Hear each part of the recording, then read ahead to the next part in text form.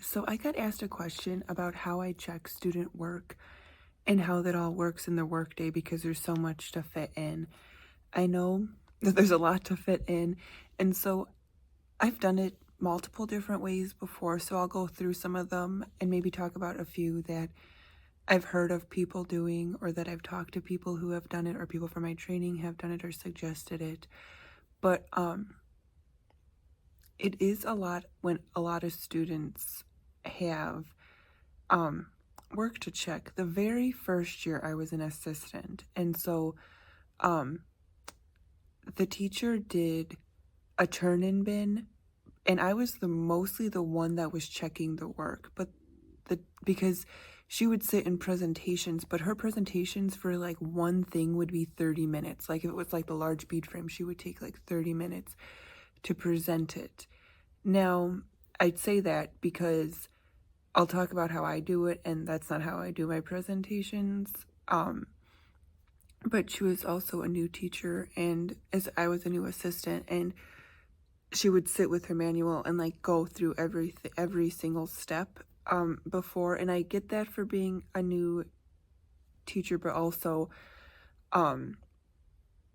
it's a long time to present. Whereas how I do it now, well, I'll talk about that in a later. So the turn-in bin, what I don't like about turn-in bins is that if you check it later, the students might forget what they were working on or why they answered it wrong in the first place. But if you catch it right away, then that's what's important. So then they can immediately go back and do it. Now, I've been in a situation where I've been the assistant, I've been co-teaching, and I've had assistants, and some years I have not had an assistant. So in the case of where I have had an assistant, I still like to be the one to check the work. Now, to each their own. They obviously helped check the work a lot. But I like when assistants in the classroom help the students do their work and then they bring it to me to check. So then I know what they did and everything. And that's neither here nor there. And also when I co-taught, I also checked a lot of the work too. So it's just dependent on your situation. So how I do it currently and how I used to do it. So when I was teaching, I would do like, and sometimes I still do this, I'll do like whole grade level groups or small groups, obviously, but they could finish it whenever they really wanted. And that's fine. And sometimes students still do that now. But and those were also longer groups because what happens when you do a group with a lot of students, it takes like 10 to 15 minutes because this person's not listening or that person's just like tying their shoe. And it's like, okay, how do we get them to focus? But if you're sitting with the student one-on-one or like two students, they just focus better. And I know that's not always the case. I've done not always doable, like if you have a full classroom of students. I've had up to 27 students, up to mostly it's been 12 students. So I've had a wide range. I have so there's different ways that I do it, and how I do it for between 12 to 20 students because I had 16 one year. So it's just always been changing.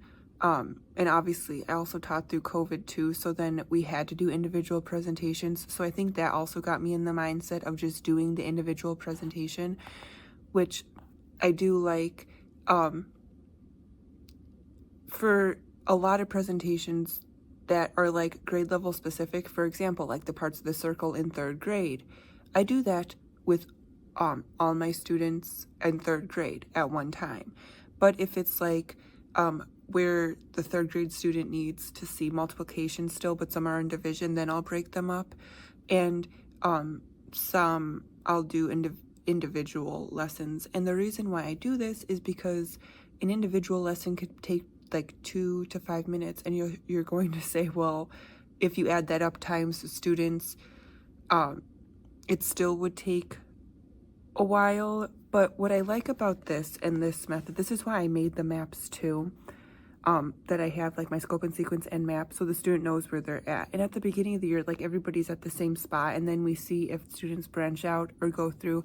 So I also like my work plan, and this is why. So I have 7 works at the top that they do, and then 3 works at the bottom. Everybody all together at 9 o'clock does a cultural group. And so I already know that they have their 7 works and they can work on cultural group. So the real things I'm presenting individually or in small groups or grade level groups are math and language. With the math and language, I like to do it where I know the student's going to complete the work right after it.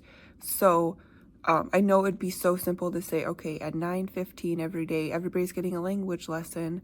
Or, you know, like first years have grade lessons, and like 9:20, the second graders are having a lesson. But I just don't do it that way. And Montessori, I don't know many Montessorians that do it that way. I could see like if you had a more structured schedule, that's fine. But the reason why I like presenting this way is because, and this will get to how I check the work. Why I like presenting this way is, the students will get the presentation, and then they won't have to worry about remembering how to do it a few days later if they haven't done it. So this is the difference though. The student gets the presentation and then they practice it either immediately or the same day. So if they do the work again, they know how to do it because they've immediately practiced it. Some teachers I know present the work and they have a whole week to complete the work. I'm like, I would like you to get works by Friday. That would be a nice thing. But if they get the present, I think we're like in our minds, we have to present this thing to them.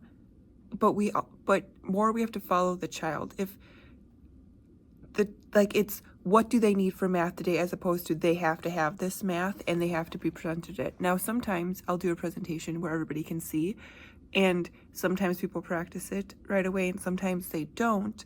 I prefer they practice it the day I present it.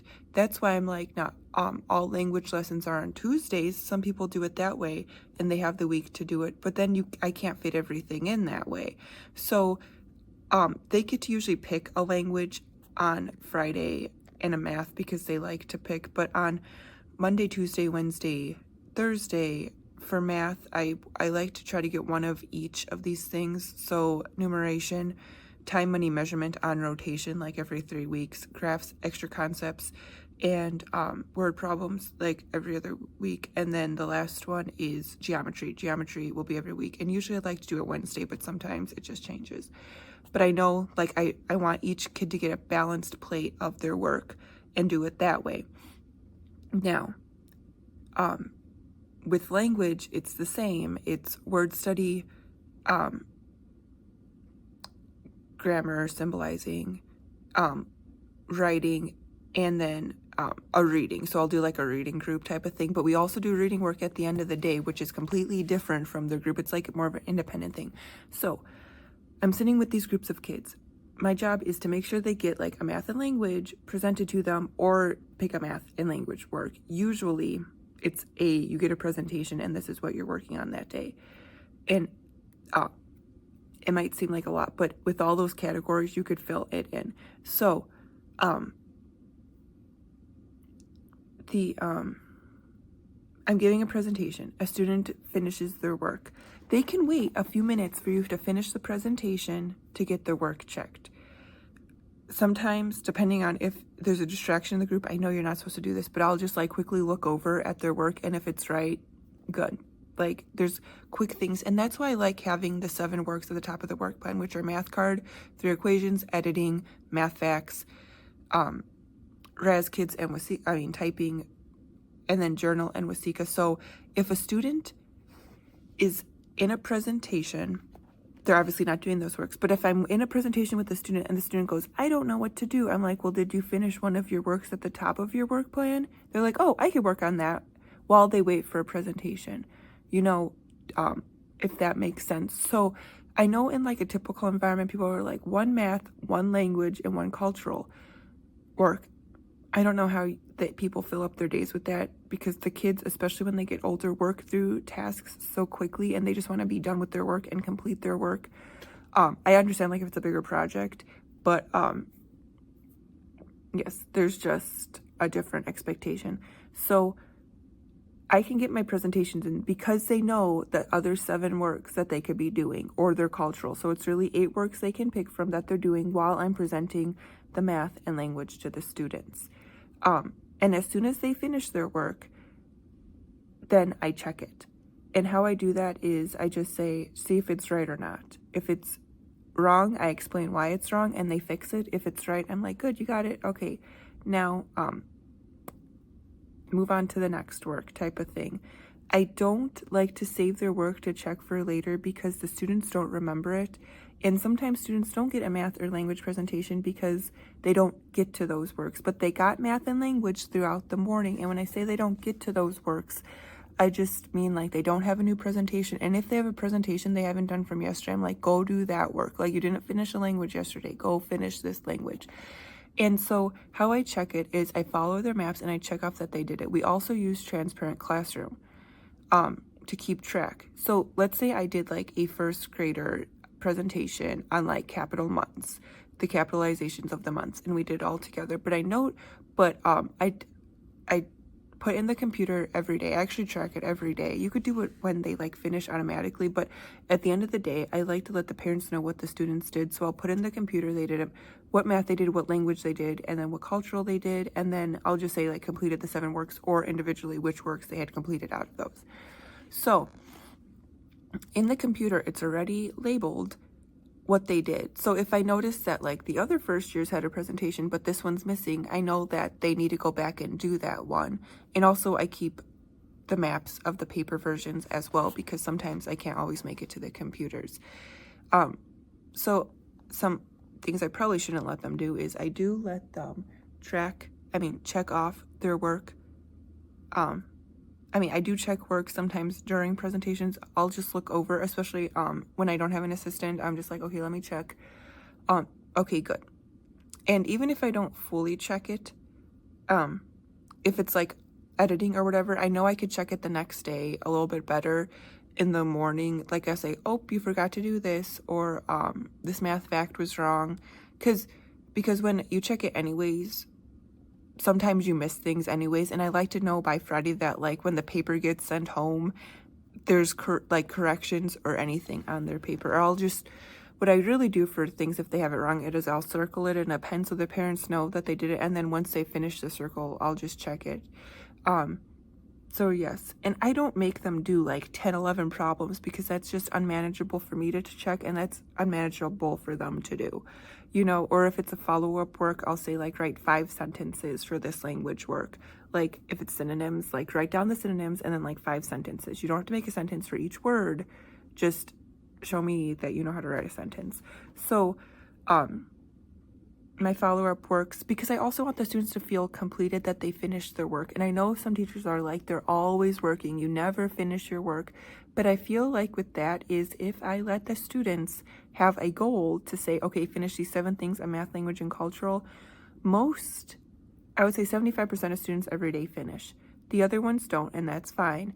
But when they finish, they still have just 30 minutes before we come together and do our reading work and silent reading at the end of the day. So, and usually they're picking things like doing Raz Kids Again or typing, so they're still learning. Sometimes they work on a project. Sometimes they're just like free writing. So it's still educational things, but their free choice is, some people practice their math facts. The free choice comes in then, and they get to pick their sometimes math and language and cultural, especially if I can't get to every presentation. It's just like, if I can't present something new, I'll say, just go pick like whatever they're working on, like a blend card off the shelf, or go review just something like homophones, things like that. So I hope that was helpful about how I check student work and how I manage that with presentations. It's sometimes easier when you have an assistant, in my case, but I also like to know what the students are doing, so I'll check it anyways. But what I like the assistant to do is help them do the work and not necessarily check it, but they can obviously. Um, so yeah, that's that. I don't have an assistant this year, so I am checking all the work and I'm keeping on top of the students to like get their work and stuff done. But I'm just saying it helps. The biggest thing is I check as they go because they do the follow-up work, and then I'm not representing a lot because after the students get the presentation and see the work, they can and do the work, they can usually remember a few days. Now obviously if it's a few weeks or months and they want to do the work again, they might need a representation, but that's a lot easier than giving it once and then like 2 days later giving it again because the student forgot how to do it because they didn't do it that day.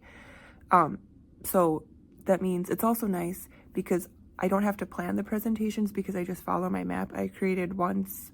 That, I mean, it took a long time to create the maps and you can buy them down below. It took a lot because it's years of work that I put into it. But yes, thank you for watching. Please let me know if you have any other questions.